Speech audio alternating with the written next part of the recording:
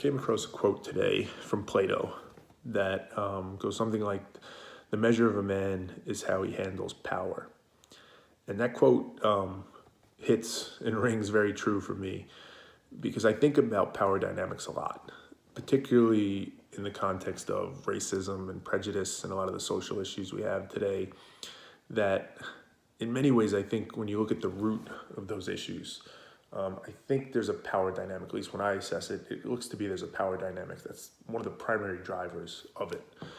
And by that power dynamic, I mean, I have a hypothesis, which I think isn't unique, that human nature is when you're in a position of power, you do what you can to protect and ultimately exploit that power.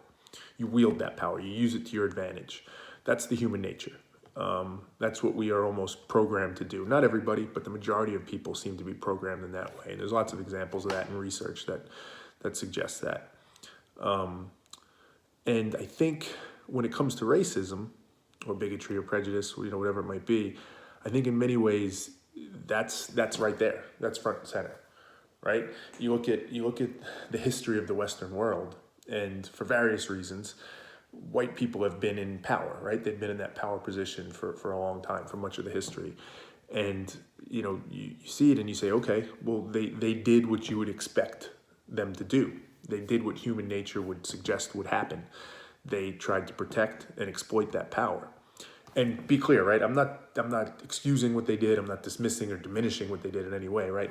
What they did was horrific and despicable and terrible and all those things.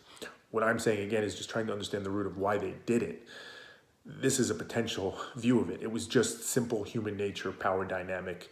You're in a position of power. That's what you do, by and large, most people, right? And there's some evidence of that, you could say, as you look across the world throughout history, that, you see prejudice, you see racism, you see slavery in all different cultures, even ones where it's the same race, doing it to each other, the same nationality doing it to each other, different instances. So it doesn't prove it by any means. I'm not suggesting this is a definite, but it's a hypothesis. It's something to consider, that power dynamic's at play, right? That's really what's happening there. And you can almost play it out and see it where, I try and think about this a lot as a white person in America. I'd like to think I'm not racist, but there's clearly racism all around. And many people think they're not racist. So what's really going on here?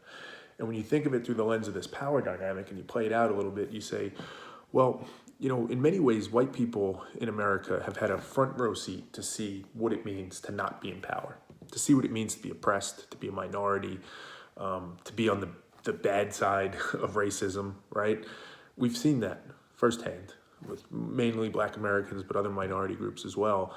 And whether it be conscious or not, whether it be intentional or not, there's almost, you can imagine this view of, well, I don't want that, not for me.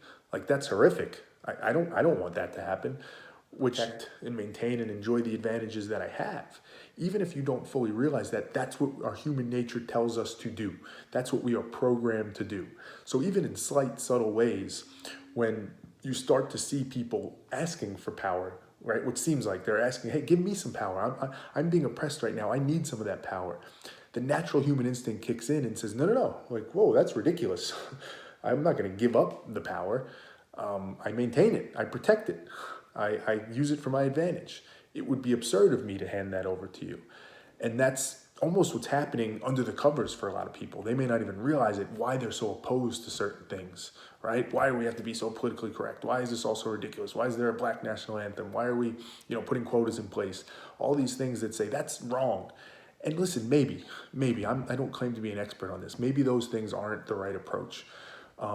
But it certainly would make sense that the reaction to those things would elicit such a anger and such a fear, ultimately, and such a, feeling this is ridiculous and this is absurd, because it feels unnatural. It feels like you're being asked to give up power, which you should never seemingly do.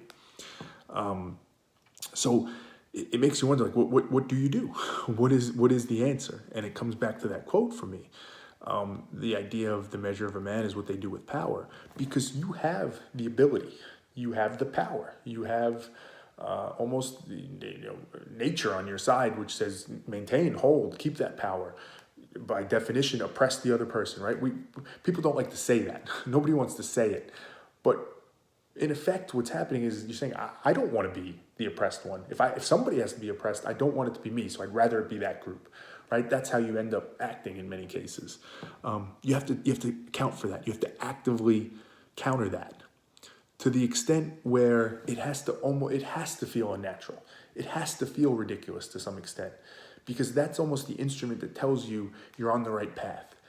If what's being asked of you feels absurd, it doesn't guarantee it's right, right? It may just genuinely be absurd, and there's certainly, you have to be careful of that. But more likely than not, there's some things being asked of, right, from progressives or people that are looking for change that is just fair and right.